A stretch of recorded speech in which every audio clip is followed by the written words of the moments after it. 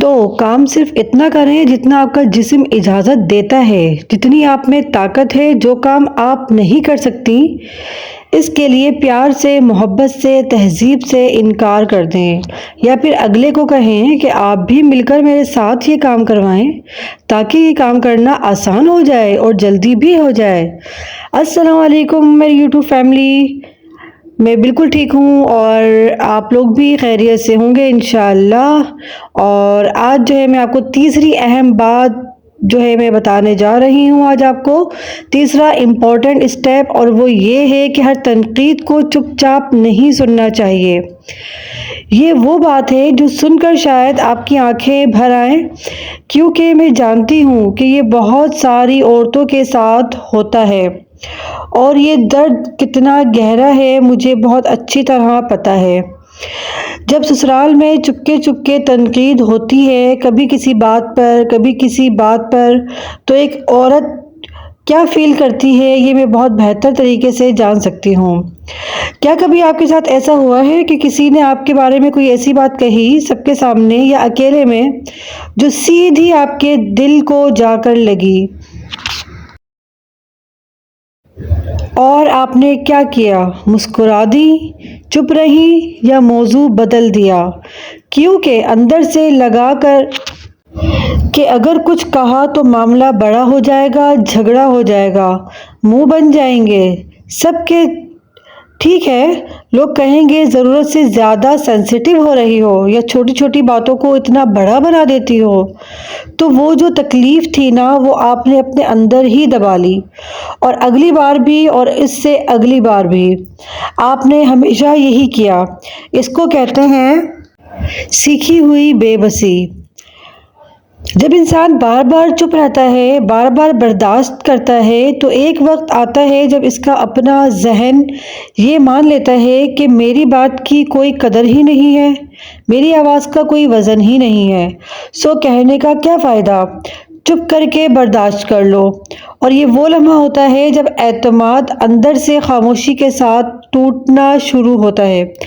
لیکن جب آپ آہستگی سے، کبھی غصے کے بغیر لیکن مضبوطی سے کہتی ہیں کہ یہ بات مجھے اچھی نہیں لگی، میں یہ سننا پسند نہیں کروں گی، تو آپ صرف دوسروں کو نہیں بتا رہی ہوتی، بلکہ آپ اپنے آپ کو، اپنے دل کو بھی بتا رہی ہوتی ہیں کہ آپ اپنی حفاظت خود کر سکتی ہیں۔ یہ ایک جملہ چھوٹا سا نہیں ہے، یہ آپ کے اندر جو ٹوٹا ہوا ہے نا اسے جوڑنا شروع کر دے گا۔ اب میں آتی ہوں چوتھی بات پر۔ چوتھی بات پر آنے سے پہلے میں بتا دوں، آج میں نے بنایا تھا پالک چکن، اور پالک چکن کی ریسیپی آپ لوگوں کے سامنے ہے، آپ لوگ گائیڈ کرتے جائیے گا، اور بہت ہی ایزی ریسیپی ہے یہ پالک چکن کی، تو آپ لوگ ضرور جو ہے گھر پر بنائیے گا، تو انشاءاللہ آپ لوگوں کو بہت مزے کی لگے گی۔ اور گھر پر ہمارے سب کو بہت مزے کا جو یہ سالن لگا تھا، اس کے ساتھ میں نے تڑکے والے چاول بھی بنائے تھے، وہ بھی ساتھ ساتھ آپ دیکھتے رہیں گے میری ویڈیو میں۔ اچھا جی، اب میں آتی ہوں چوتھی بات پر، چوتھے اسٹیپ کی طرف۔ میں آپ سے ایک بات پوچھنا چاہتی ہوں کہ آخری بار کب آپ نے اپنے لیے کچھ کیا تھا؟ آخری بار آپ نے کب اپنے آپ کو خوش رکھنے کے لیے کچھ کیا؟ کسی کو یاد نہیں آ رہا ہوگا، ہے نا؟ اصل میں یہ اتفاق نہیں ہے، اس سوچ کا نتیجہ ہے جو ہمیں بچپن سے دی گئی کہ اچھی عورت وہ ہے جو سب کا تو سوچے لیکن اپنے آپ کو بھول جائے۔ اس کو ہم فیل رسپانس کہتے ہیں۔ خطرے کے وقت انسان لڑتا بھی نہیں، بھاگتا بھی نہیں، بلکہ سامنے والے کو خوش کرنے میں لگ جاتا ہے، اور یہ میں نے بہت بار کیا ہے۔ اس وقت مجھے پتہ نہیں تھا کہ میں کیا کر رہی ہوں، لیکن جب پتہ چلا اسی وقت کرنا چھوڑ دیا۔ بہت ساری خواتین یہ کرتی ہیں، آپ خود دیکھ لیں، آپ میں سے بہت ساری خواتین ایسی ہوں گی جو ڈیسیجنز نہیں لے سکتی، اپنے بارے میں تو چھوڑیں، اپنے بچوں کے بارے میں ڈیسیجن نہیں لے سکتی، اپنے گھر کے بارے میں نہیں لے سکتی، کیونکہ انہیں یہی ڈر رہتا ہے کہ سسرال والے ناراض نہ ہو جائیں، ہسبینڈ ناراض نہ ہو جائے، ساس کو کچھ برا نہ لگ جائے۔ اور سسرال کو چھوڑیں، یہ تو ہر گھر کی کہانی ہے۔ اپنے بھائیوں سے ڈر لگتا ہے، والدین سے ڈر لگتا ہے کہ اگر ہم اپنے لیے خود کوئی فیصلہ لینے لگے تو وہ ناراض ہو جائیں گے، بہت ساری لڑکیاں اپنی مرضی سے شادی کرنا چاہتی ہیں لیکن انہیں یہ فیصلہ لینے نہیں دیا جاتا کیونکہ والدین ناراض ہو جائیں گے یا خاندان میں ناراضگیاں ہو جائیں گی، حالانکہ اس چیز کا حق اللہ نے ہمیں خود دیا ہے۔ جب آپ اپنے فیصلے خود نہیں لیتی صرف اس لیے کہ دوسرے خوش رہیں تو پھر آپ بھول جاتی ہیں کہ آپ کون ہیں۔ اللہ نے آپ کو اس لیے نہیں بنایا کہ آپ سب کی خوشنودی کا بوجھ اٹھاتی رہیں۔ لوگوں کو خوش رکھنا آپ کی ذمہ داری نہیں ہے، اپنی روح کا، اپنے جسم کا خیال رکھنا آپ کا حق ہے۔ تو سب کو خوش رکھنے کی آپ کو ضرورت نہیں ہے، آپ وہ کریں جو آپ کا دل کرتا ہے، اور اگر کوئی آپ کے معاملات میں ٹانگ اڑانے کی کوشش کرتا ہے تو آپ بڑے پیار سے، بڑی تہذیب سے اسے سمجھا سکتی ہیں کہ آپ میرے معاملات میں دخل اندازی مت کریں، یہ مجھے پسند نہیں ہے۔ اور ہر کسی کو خوش رکھنا چھوڑ دیں کیونکہ آپ جتنی کوشش کریں گی اتنا ہی اسے دلدل میں پھنستی چلی جائیں گی۔ لوگوں نے خوش ویسے بھی آپ سے نہیں ہونا۔ پانچویں بات اور میرا لاسٹ اسٹیپ، اپنی خواہشات کو مت دبائیں۔ اگر کوئی آپ کی خواہشات کو دبانے کی کوشش کرتا ہے تو صاف صاف نو کہنا سیکھیں۔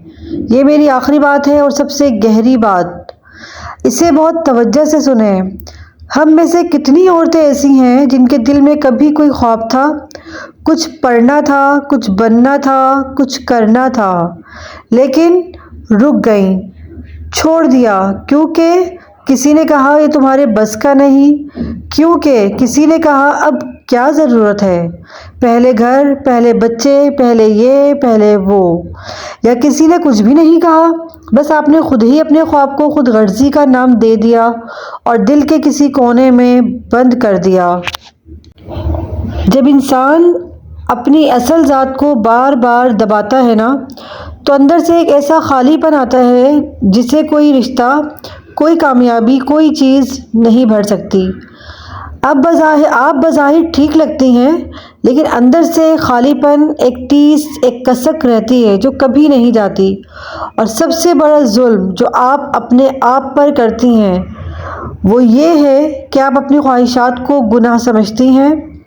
اپنے لیے کچھ کرنا آپ کو خود غرضی لگتا ہے، لیکن یاد رکھیں اللہ نے آپ کو یہ خواہشات دی ہیں، یہ آپ کا حصہ ہیں، آپ کی پہچان ہے، انہیں دبانا خود کو مٹانا ہے۔ آج سے جب بھی آپ کے دل میں کوئی خواہش اٹھے تو اسے بعد میں مت کہیں، اسے ناممکن مت کہیں، ایک قدم بڑھائیں، چھوٹا سا ہی صحیح لیکن اپنی طرف، کیونکہ وہ عورت جو اپنے خوابوں کے ساتھ جیتی ہے وہ نہ صرف خود خوش رہتی ہے بلکہ اپنے گھر کو بھی خوش رکھتی ہے۔ آج میں نے جو کچھ بھی کہا آپ سے ولاگ میں کہا ہے، یہ بغاوت نہیں ہے، یہ اپنے آپ سے محبت ہے، یہ بے ادبی نہیں ہے، یہ اپنی عزت کا اعلان ہے۔ نو کہنا کمزوری نہیں ہے، اس بات کا ثبوت ہے کہ آپ جانتی ہیں کہ آپ کی کیا قیمت ہے۔ میرے آج کے ولاگ کی اگر کوئی ایک چھوٹی سی بات بھی آپ کو اچھی لگی ہے تو ولاگ کو لائک کیجئے گا، چینل پر فرسٹ ٹائم آئے ہیں تو میرے چینل کو سبسکرائب کیجئے گا، زیادہ سے زیادہ اس ویڈیو کو شیئر کیجئے گا تاکہ پازیٹیوٹی کو ہم زیادہ سے زیادہ اسپریڈ کر سکیں۔ اپنا خیال رکھیے گا۔ آج میرے پانچوں جو ہے اسٹیپ جو ہے میرے پورے ہو گئے ہیں، امید ہے کہ آپ لوگوں کو سمجھ آئی ہوگی۔ اور گائز یہاں میں آپ لوگوں کو ریسیپی اپنی بتاتی جاتی ہوں۔